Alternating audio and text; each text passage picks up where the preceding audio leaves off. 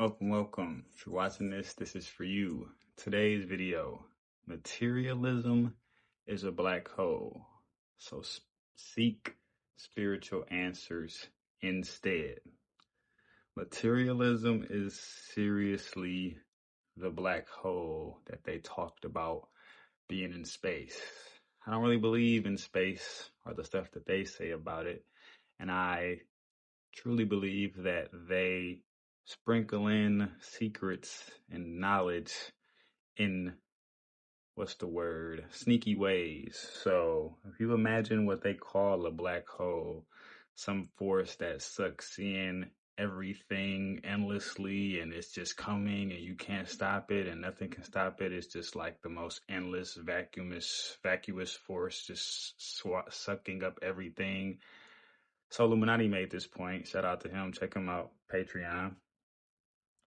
You can find more in yourself than you can in space. So what is the black hole that is within us that is sucking up everything that they claim or act like that space black hole would? That is the money chase, materialism, seeking more and more. It eats away at our entire society, our whole world. Seriously, countries on countries, not just these religious folks and these non-religious folks and these black people and these white people over here. It's not like people are doing different things. Everybody is seriously having their entire souls and beings sucked into the material chase. And that is horrifying. It is ridiculous. And it is also about to get out of hand. It's about to come to an end because with prices already being high and the world going to war, who knows how astronomical things like Louis Vuitton and vacations are going to be in the next 5 to 10 years, if they even are still around. People might not be going on vacations as we used to know them anymore. But bringing this back, trying to paint a picture for you. As I mentioned in the last video, I went to the University of Chicago, one of the best schools in the country. And the goal of going to one of the best schools in the country is to have the best bills. That's it. The best bills, in case you didn't hear me correctly. Yes, bills, mortgage bills, car note bills, phone bills, private school for your children bills, insurance bills. That is it. So we are taking the best and brightest minds of our youth and challenging them to make the most money to have the best bills. Isn't that kind of sad? Isn't that kind of a dismal life prospect? I worked so hard all through my elementary, middle, and high school years. No, in elementary school, they tell you your grades are important for middle school. In middle school, they tell you your grades are important for high school. In high school, they tell you your grades are important for college. In college, they tell you go figure out how to have six-figure jobs. And then get promotions to have the highest of the high six figures so that you can get the best bills possible. Ooh, your mortgage is $1,000 a month. Well, mine's is $4,000 a month. Ooh, your car note is $400 a month. Mine's is $1,500 a month. Ooh, your credit card bill is a $30 minimum payment. My minimum payment is $300. Ooh, just saying. Check my bills, bro. Check out the bills.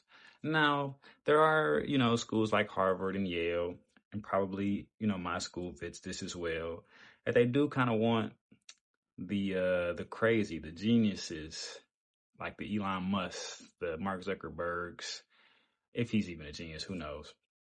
But they do want those groundbreaking folks somewhat who are gonna, start some $1 billion invention company, trillionaire, that type of stuff. So that is, I guess one thing to do in this world is become some groundbreaking trillionaire through some idea that you have. And those schools, those top schools do recruit that for sure.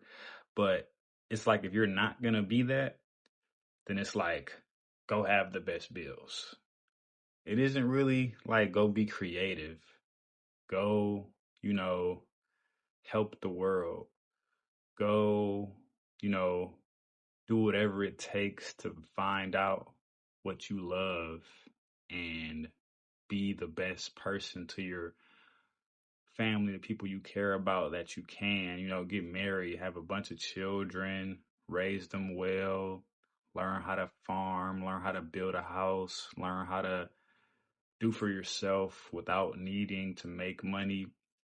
That isn't what they're teaching. They're teaching you go get a business degree, a law degree, a PhD, a doctor, a MD, 20 degrees, go get 20 years in the corporate world, go get the best mortgage, retire at, instead of retiring at 65, you get to retire at 55. Ooh, lucky you. Go, travel, take 4 vacations a year, take fancier vacations, take high, yada, yada, yada. That is materialism. That is capitalism. And what if that's not what we're here for? And these are the top schools, mind you. So if you go to a state school or any school that's not in like the top 30 or 50 schools, you're cooked. They're not even expecting you to go have the best bills. They're just telling you to go get some bills. Even student loan debt. A lot of these top schools pay for you like scholarships at this point. They just like give you the money if you don't have it. So my family didn't have a lot of money, so my tuition was 100% paid just off the strength of me getting in. Pretty sure that's how it worked. I didn't really have much loan debt. I took out some loans for personal money, but don't really have student loan debt. So a lot of these top schools, you don't need to take out loans. But if you go to any middle tier schools, if you end up taking out loans for college, you're cooked already because your bills are already set. There's no way around them. So when you graduate, bills, then you get a job, gotta get an apartment, bills, gotta get a car note, bills, gotta eventually get some credit cards and take some vacations because you're stressed out from work and you don't have enough money to afford your daily expenses, plus a little fun, plus all these bills, plus, so you get a credit card. Now you got bills, trying to build your credit score. Oh, we're so scared of having a bad credit score. Oh my goodness, credit score. Now you got bills, then eventually find somebody you like, try to combine your incomes and bills, and hopefully make it a little easier on the both of you. But then go get a 30-year mortgage. You're cooked. 30-year mortgage. What is a 30-year commitment? That's like marriage. That's like marrying bills. Like, it's a bill. 30 years? It's like they're rubbing their hands together, hoping like, please get this mortgage so that your soul can now be consumed by the black hole of money forever. I think I talked about this a bit in the credit video, so I'm trying to change it up. But the bills of life will consume you and suck everything out of you, because when you're working a 9 to 5, let's say you got overtime, say you work some weekends to try harder, your time is now very limited. So outside of that time, you have gym, maybe if you're doing well, staying in shape. You have the need to go out for drinks, keep up with friends, go on vacations,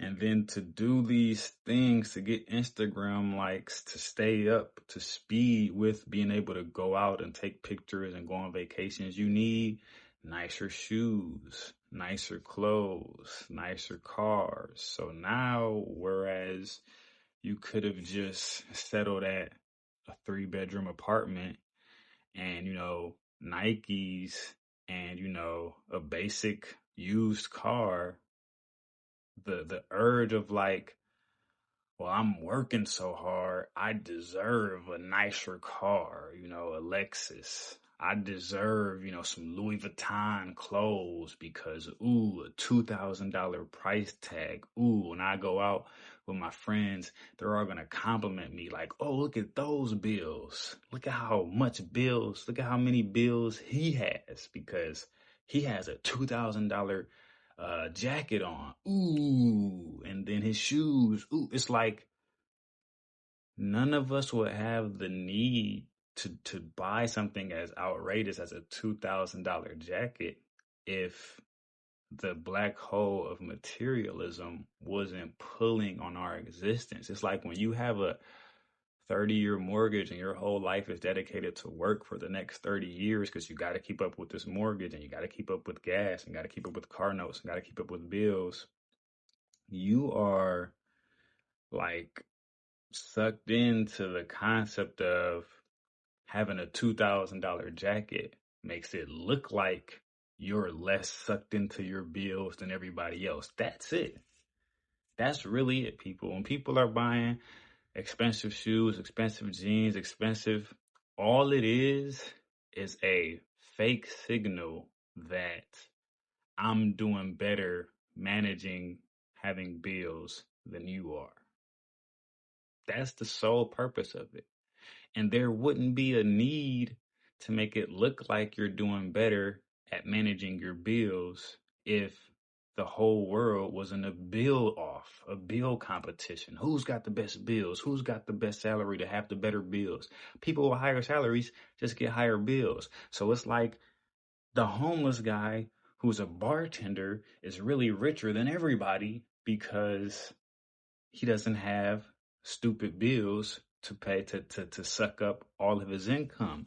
And the 30-year mortgage is the scariest one because what are we working for? That is the black hole. Stop right now. Ask yourself, what are you going to work for? What are you going to work for? What is it for? Why?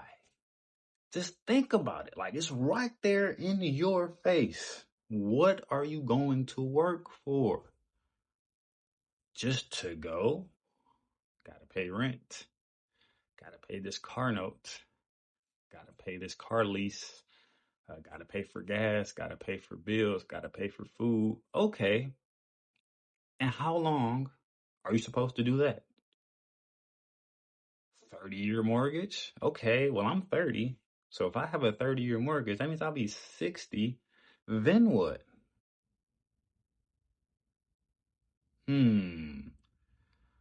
How do I afford these bills now?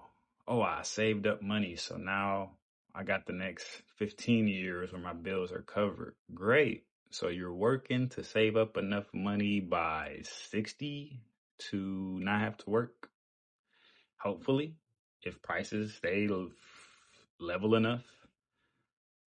Hopefully, maybe, the prices go up. So maybe your money doesn't save as well as it should have. Okay, so is that the goal? If the goal was to work so much that I had enough to pay my bills, then shit is just so dope. And I'm not saying that necessarily to be, sneaky or shisty, but I'm saying it's like go for broke. It is more cost efficient for you to just take all of your savings to the casino and bet it all on black to double up. And instead of retiring at 60, you can retire at 45.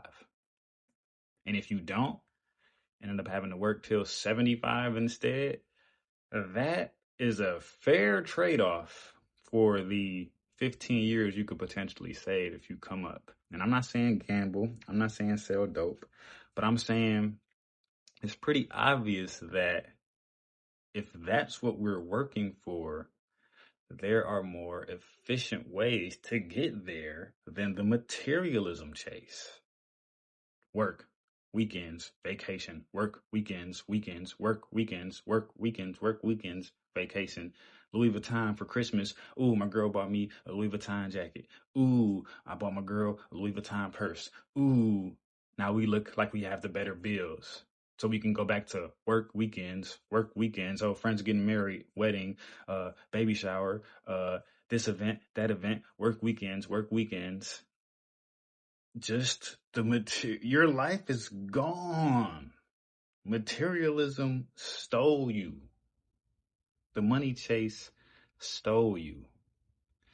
So back to what the point of it all is, go for broke.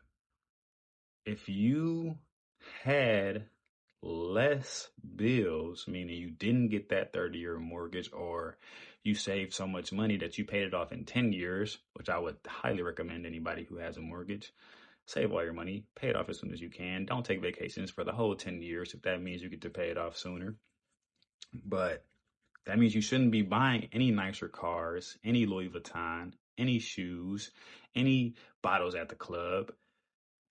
None of that should be bought so that you can continually take big gambles on yourself. I'm not talking about the casino. I am talking about it a little bit, because if you can save 15,000 from not buying Louis Vuitton, put it all on black, now you got 30,000, bam. Or if you save 15,000, lose it, then save another 15,000 because you're not buying BS material, then you make it.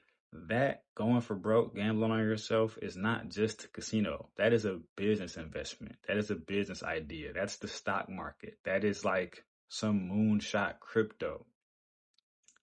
If the goal, what we're working for, is to be able to not work at some point, the way to get there would be to save literally everything so that you can keep going big on yourself. You don't have to make gambles. You can start a sustainable business that's sure to make money, like property investment or restaurant. I don't think that the returns on those are great, but some investment that I'm sure you can think of that will return you better money than the feelings you got from wearing a Louis Vuitton purse.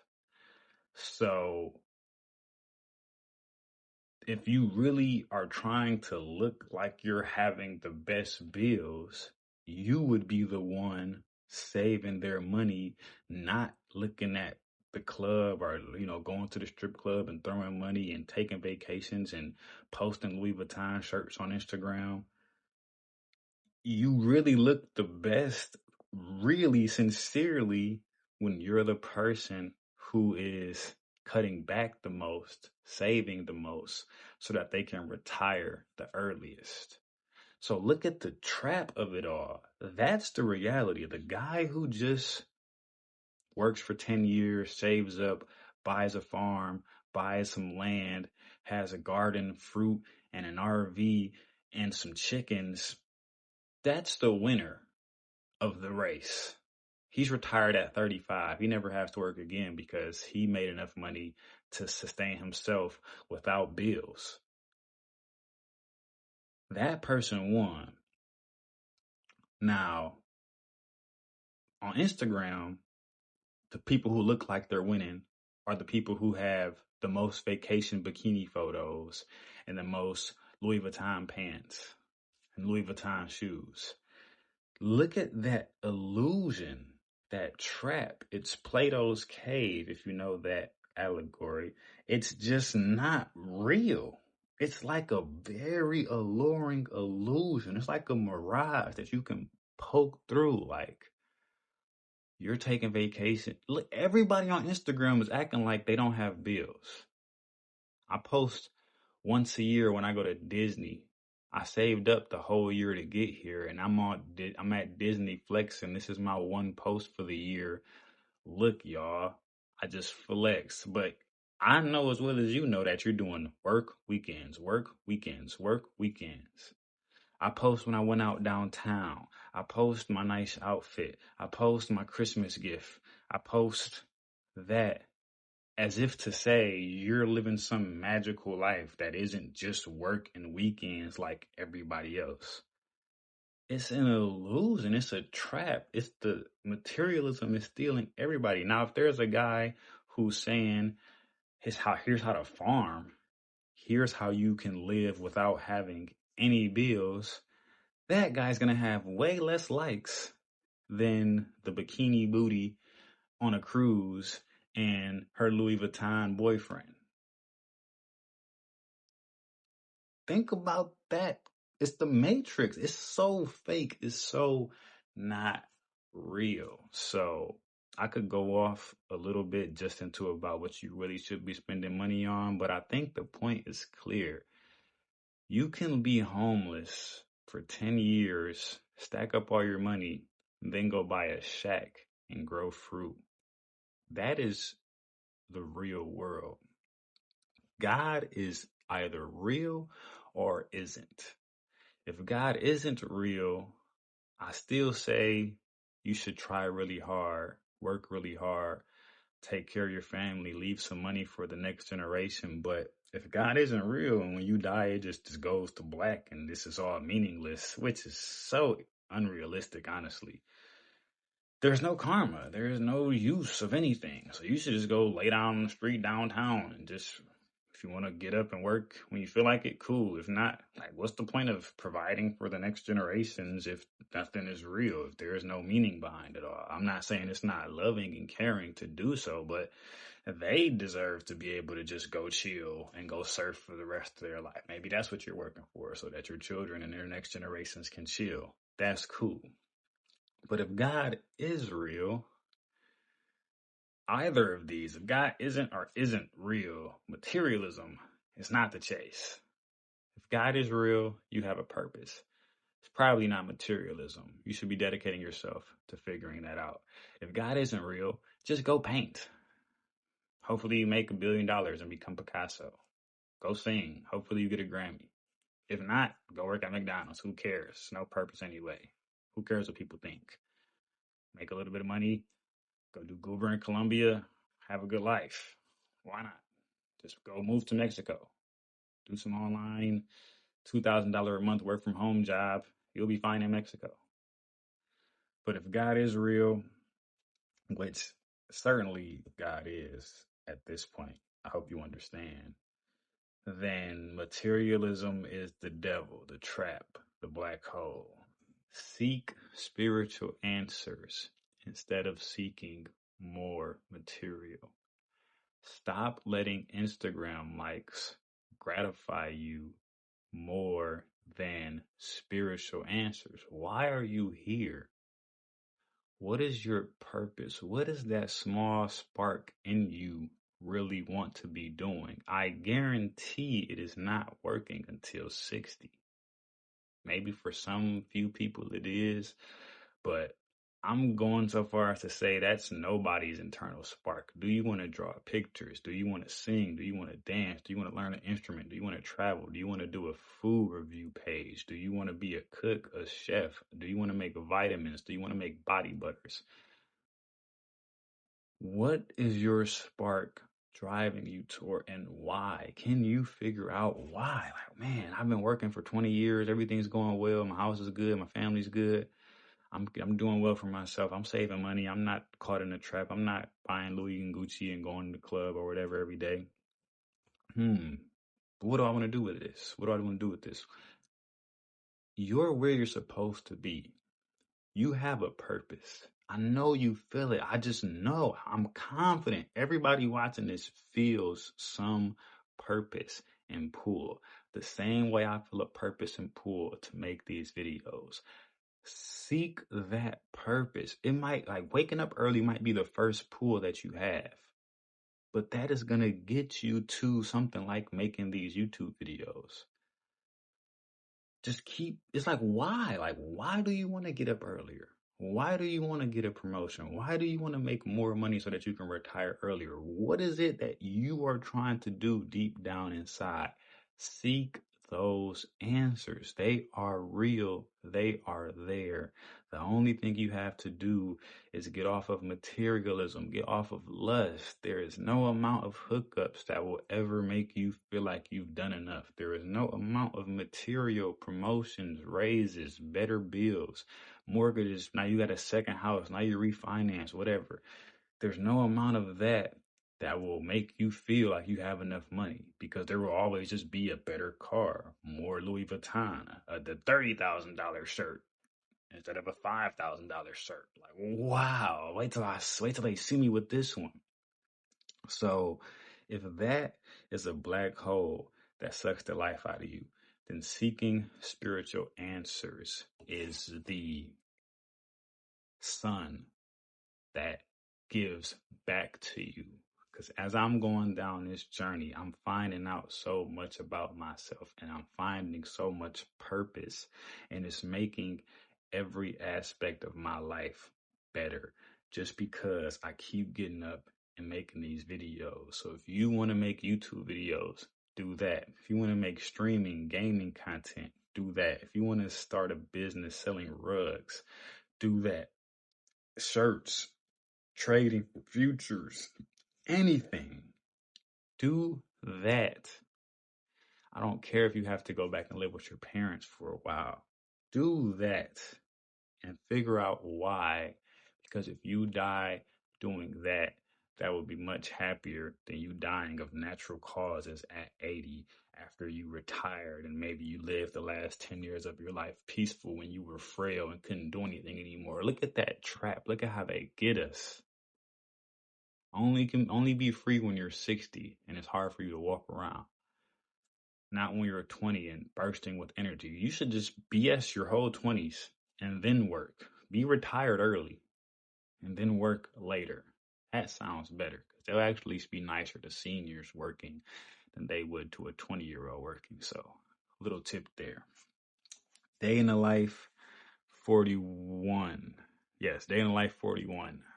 Super happy with my progress here. Let me start there. But I have a different way to go this day in the life. I want to talk about the Divine Comedy.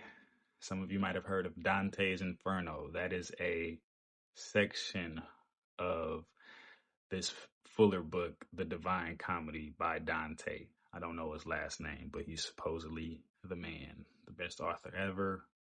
Apparently created modernity in the way we think with this poem, this book, The Divine Comedy. It's super deep, super symbolic. Got some Masonic symbols, some numerology going on that way over my head. But 33 verses in this chapter, 33 verses in this chapter, 33, 34 in this section, 100 total. How did he write this and know that that was going to be how it turned out? He got some number stuff going on there that I don't understand. It's super deep, super interesting, but Professor Zhang has a very long series teaching this, and I've been watching all of it. I'm trying to get through it all. I haven't finished it yet, but proof God is real. I want to talk about these two things. The first is dark spots on the moon. Why are there dark spots on the moon? Don't Google it. Use your common sense. Whatever you think is more real, your intuition is more real than Google. So, why are there dark spots on the moon? This is in the Divine Comedy, and it's pretty deep. I'm guessing that if you grew up when I grew up, you're thinking craters. That's what they told us. If you ask the ChatGPT and Google now, they've probably sophisticated and changed that up a little bit just to be more insidious with making you think God isn't real. But two explanations that it could be. This is from the Divine Comedy. If the moon is hollow, let's say it's more hollow on certain parts and it's less hollow on certain parts. So that's why it looks more full white on some sections and darker on the other sections. But that falls through because of eclipses. So if there's an eclipse and it was more hollow or less hollow, and that was the reason why there were darker spots, then they will shine differently during the eclipse. It wouldn't just be totally black. So that kills the hollow theory. That's done. The next thing, craters. That's what they tell us. If you had a candle, multiple mirrors, no matter how far those mirrors were from the candle, like reflecting the candle, the light, the luminosity would be the same brightness. So if I have a candle here and I put it way across the room, even if it's like tinier, like because it's farther, the luminosity, like when I got up to it, the brightness wouldn't change. So like if I have a mirror right, if I have a candle and a mirror right here, the brightness is gonna be the same luminosity level. And then if I have a mirror 20 streets down, and let's say I have to walk all the way down up to it to get to the reflection, even if it's like a smaller speck because the mirror is so far away, then the luminosity, the brightness would still be it would still be that bright. So how do craters make sense? And this is what they told us. So whatever the new explanation is now, delete it. Let's talk about what they told us. Craters. And they're probably going to say that that's not what they told us, but we all know that they told us it was craters. A crater at, I think the moon is what, 256,000 miles away or 225, something like that, some suspicious number. If that crater would only be like a half of a percent farther in than the surface. Like the moon is already thousands of miles away. So a crater, no matter how deep, it wouldn't be like that much farther for our vision. So how in the heck, if the sun is illuminating the moon, so they say, how in the heck would it be stark white next to it, but very, very dark in the crater? That doesn't make sense. The sun should beam as brightly on the crater as it does on the surface. It doesn't make sense that a crater would make it, that the crater isn't changing how far the moon is from our vision. And then to top it off, if it was a tunnel, if it was a deep tunnel, then at the end of that tunnel, like the end of the crater, the middle of it, we should still see like a white speck. Like it should still be as white as the whiteness next to it. Even if the walls of the crater were darker, then that middle circle should, like the end of it, like the end, like if you were looking down in it, that part should still be white. So how in the heck is the moon different colors? How are there dark spots on the moon? If the sun's light is what's brightening it, if it's powerful enough to make it super stark white on this side, then it should be powerful enough to make it super stark white within that crater. It's a miracle right in your face every day if you need it. So every time you see the moon, you should bob your head and be thankful because that's proof right there. Second thing, this is a segue, a different topic. Who can forgive someone for cheating in a marriage? Take a second to think about it. Man and woman, married, made vows. The man cheats or the woman cheats. Let's say the man cheats because that's the common thing nowadays, supposedly. Say the man cheats. Can he ever be forgiven? Think about it. Not really.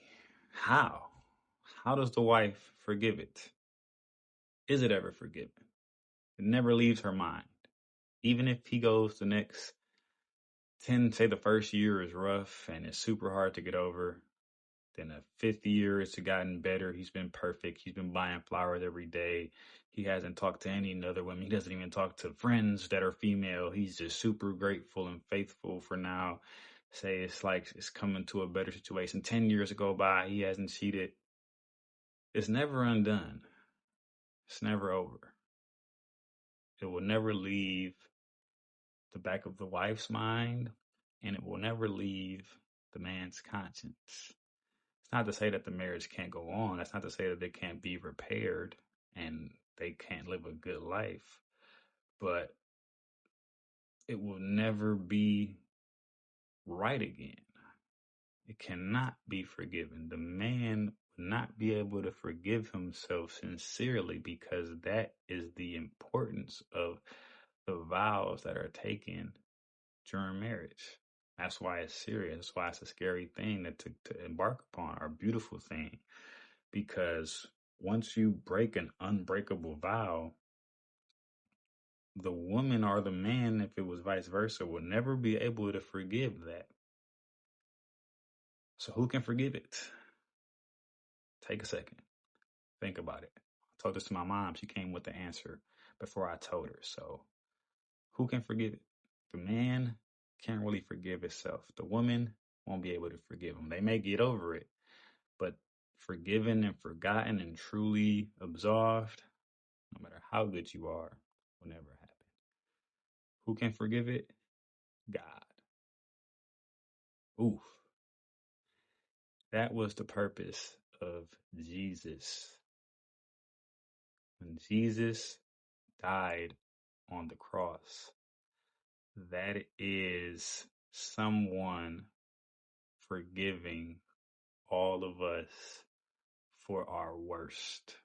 Someone greater than you has to forgive you. I'm not saying it's necessarily Jesus. It is definitely necessarily God. But even if it's like a friend or a father figure, somebody great is the only one able to forgive you for your worst infractions, your worst faults. So that is the beauty of the story of Jesus. I don't even think that's his name. And him dying on that cross is someone else has to forgive you when you do something that heinous, that unforgivable. And that is why we seek religion. That is why we seek God, because we are giving gratitude for the fact that we can be forgiven for our worst. So no matter what religion you believe, as long as you practice positivity and are trying your best, you will be forgiven for your wrongs. That's the end of this video. Have a great day.